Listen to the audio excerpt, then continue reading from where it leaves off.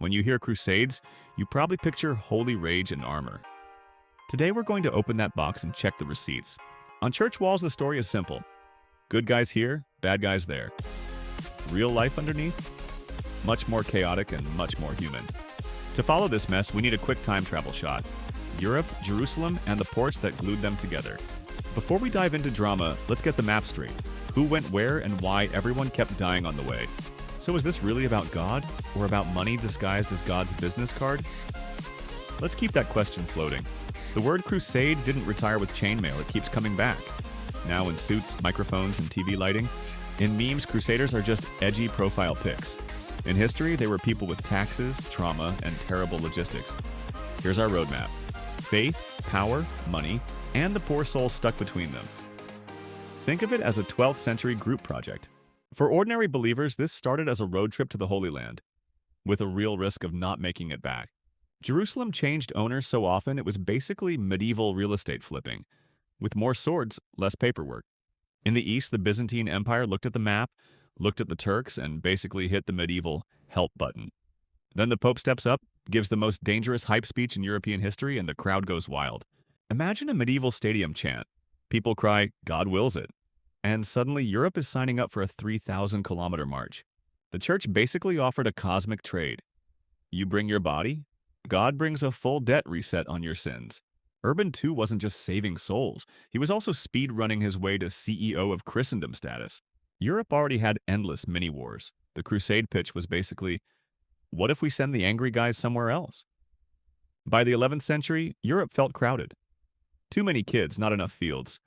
A classic recipe for let's conquer somewhere. You might have heard the broke younger sons went east for loot story. Funny thing, a lot of rich guys went too. If knights saw salvation, Italian merchants saw shipping contracts. Somebody had to sell one-way tickets to the Holy Land. To fund all this, Europe basically invents baby versions of modern finance. Loans, bills of exchange, and very stressed accountants. Many nobles literally sold their castles to pay for crusading. The church happily became the region's biggest landlord. On the other side, the Muslim world was not a single bloc. Think rival dynasties, old grudges, and very different capitals. When Crusaders landed, locals didn't call them Europeans. They called them Franks, loud, weird, and heavily armored. For some Muslim rulers, the arriving Crusaders were less apocalypse and more temporary tool against a worse neighbor. So from day one, the Crusades were part holy war, part geopolitical chess game, and part very aggressive business trip. First out the gate wasn't a pro-army. It was a chaotic crowd of believers, families, and bad planning. Before some Crusaders reached Muslims, they turned on Jewish neighbors. Holy war started with very unholy pogroms. Later waves looked very different. Real knights, banners, supply trains, not exactly the youth group trip version. Western knights were basically the heavy tanks of their day, slow, terrifying, and very bad at making U-turns. On paper, they were all for God. In practice, it was more, everyone is the main character of their own campaign. At Antioch, they didn't just fight the enemy, they fought hunger, cold, and the feeling that this was a bad life choice. By the time they finally saw Jerusalem, the army looked less like a glorious host and more like a barely moving group chat. When they finally broke in, it wasn't a peaceful handover ceremony. It was ladders, siege towers, and full chaos mode. Chronicles talk about blood in the streets. We don't need gore to see what that means for normal families. Out of the blood came new mini-states. Little Latin kingdoms trying to rule far from home over people who didn't vote for them. Surprise! Crusader rulers often cared less about forcing conversions and more about making sure taxes showed up on time. On the streets, daily life meant sharing sidewalks with your occupiers and still arguing over vegetable prices. Then the counterattack starts. Zengi takes Edessa and proves Crusader states are not invincible DLC. His victory sparks something new. Rulers start selling resistance as a religious duty, not just local politics. Europe responds with the Second Crusade, which quickly turns into how to lose friends and waste armies 101. And then comes Saladin. Not just a warrior, but a PR legend in the making on both sides. His armies don't try to out-tank the tanks. They kite the knights like pro gamers. Shoot, run, repeat. At Hattin, Saladin doesn't just fight soldiers. He fights their water bottles and wins. The result? One of those battles where your entire main character roster dies or gets captured in a single episode. Saladin wins big, but his legend also comes from how he treats people after the win. Not just during it. When Saladin retakes Jerusalem, there's no repeat of the First Crusade's massacre. It's still war, but a different script. Europe freaks out. Cue the Third Crusade, now featuring kings, rivalries, and an actually organized logistics department. Richard the Lionheart isn't just a cool nickname. At Arsuf, he proves he can actually keep knights from trolling the whole battle. In the end, Richard doesn't take Jerusalem. Instead, we get a draw. Access without ownership, peace without hugging. To hold tiny states with tiny manpower, Crusaders invest in what they love most after relics: ridiculously thick walls. These mega castles weren't just military toys, they were money sinks, toll booths, and storage units all at once. Then comes the wildest plot twist: a crusade that never reaches the Holy Land because it gets stuck looting fellow Christians. For Orthodox Christians, 1204 feels less like, oops, friendly fire, and more like, our so-called brothers robbed us blind. After that, the Crusade brand gets weaker. More talk, less manpower, and a lot of we should do something with no budget. Okay, body count is huge, but Europe also brings back something else: money flows, new tools, and new middlemen. If there's a medal table for winners of the Crusades, Italian port cities are absolutely on the podium. Trade money doesn't just buy more ships.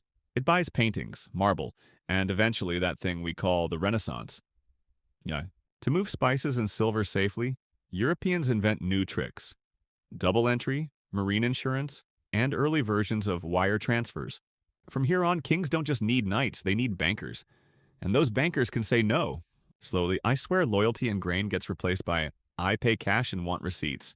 Feudalism starts to crack. Because so many nobles lost land or died on crusade, kings could finally act like bosses, not just first among barons. The church still matters, but after failed campaigns and messy scandals, its infallible leader brand takes a noticeable hit. Meanwhile, cities and merchants get rich and confident. They start asking awkward questions like, why do we even need this lord? Along the same routes as spices, Europe pulls in science, math, and medicine, translated from Arabic into Latin. One of the quiet game changers: Arabic numerals and zero. Try running a bank on Roman numerals and see how fast you quit.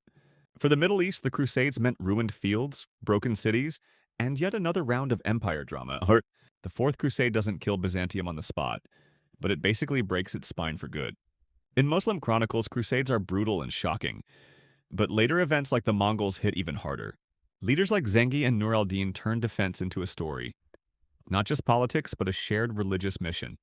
The Crusade era also ends badly for the Fatimid Shia dynasty in Egypt. Saladin's new order is very Sunni-flavored. Some Shia-backed centers lose funding, and you can feel it in books. Which fields grow and which quietly shrink. Over time, Saladin becomes a kind of Muslim superhero, the just warrior king who beat invaders and stayed classy. For centuries, Crusades are remembered, but not as the ultimate trauma. That title goes to Mongols and falling caliphs. Centuries later, European empires march back into the region. Locals don't miss the "this feels familiar" energy. Even in recent wars, Western leaders drop the C word by accident, then spend weeks doing damage control. For extremists, crusade and jihad aren't just words. They're emotional landmines with centuries of pain behind them. In one world, crusaders are edgy t-shirt graphics. In another, they're grandpa's story about a massacre. Both exist at once. So if you're waiting for a clean superhero movie where good and evil wear perfect costumes, history says, wrong genre, bro. No matter the slogan: crusade, jihad, liberation, security. The people who lose are usually farmers, shopkeepers, and kids. States still wrap power plays in big words: freedom, faith, security. The costumes change, the marketing style doesn't. Medieval preachers hyped holy war from pulpits. Today, the job title is more like press secretary or strategic communications. It's easy to say people back then were nuts. Harder, but more useful, is asking what pressures made war feel logical. For peasants, the big question wasn't which flag wins, but will my field survive this season of heroes? Even in holy war zones, traders quietly kept business going. Gold, it turns out, is surprisingly ecumenical. The Crusades remind us, if someone shouts a simple story, always ask what's hiding in the footnotes. On the surface, the Crusades look like a giant, holy banner sailing proudly into history. That's only the top deck. Under the prayer songs, the hull is full of chests, contracts, and people making sure their cut arrives safely. No single saint or villain steers the ship. It's a crowd: popes, princes, bankers, generals, and a lot of scared followers. Today, the sails are steel and radar, not crosses. But there are still flags up top and spreadsheets down below. If the Crusades teach anything, it's this. Never trust a war that claims to be simple, pure, or free of side hustles. That's the history. The question now is, when you hear big moral slogans today, what do you see hiding underneath?